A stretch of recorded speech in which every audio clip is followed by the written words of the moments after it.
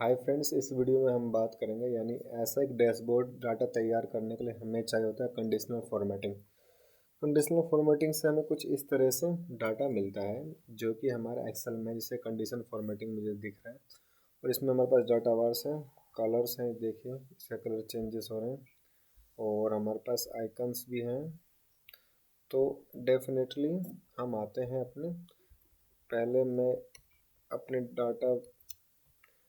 अपने डाटा को clear rule से अब इसका डाटा हट गया। अब हमें डाटा सिंपल फॉर्म में दिख रहा है। अब इस डाटा को हम कंडीशन के बेसिस पे चेंजेस करेंगे, कंडीशन के बेसिस पे उसे फॉर्मेटिंग करेंगे।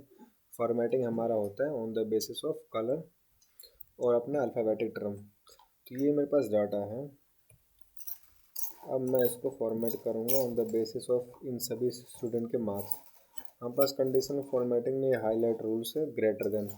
अब मैं यहाँ पे चाहता हूँ, हमारे पास एक पॉपअप विंडो है, मैं ये चाहता हूँ जिनके भी ग्रीन टेक्स्ट से फिल करेंगे हम, जिनके भी मार्क्स या मेरे इस पूरे डाटे में जहाँ भी 75 से ग्रेटर देन वैल्यू वो ग्रीन हो जाए। तो देखिए ये मतलब जितने 75 से ऊपर वैल्यू है सभी ग्रीन हो गए। जैसे 96 है, 79, 88 ये हो गए ग्रीन। अब इसी तरह हम इसको पहले रूल को हटा देते हैं। इसको मैंने सेलेक्ट किया, कंडीशन फॉर्मेटिंग में आके अपना सिलेक्टेड रो से सिलेक्टेड सेल से मैंने रूल क्लियर कर लिया। अब हमारे पास है लेस देन। इसी तरह मैं इसे क्लिक किया, यानी मैं ये चाहता हूँ कि जो वैल्यू 50 से लेस देन है तो उसको रेस्ट टेक्स्ट से फिल कर दिया जाए, फिल कर दिया। और इसी डाटा में मैं ये भी चाहता हूँ कि जो मेरे पास ग्रेटर देन है, मोर देन 50, उसको ग्रीन से फिल कर दिया जाए। तो देखिए इसी वैल्यू मेरे पास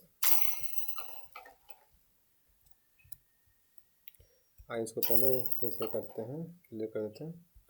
अब इसी वैल्यू में हम बात करेंगे अपने बिटवीन की। जैसे मान लो मैं चाहता हूँ कि जो वैल्यू में 55 से 191 है उसको रेड टेक्स्ट से फिल कर दिया जाए। तो मेरे पास ये है और ये हमारे पास है।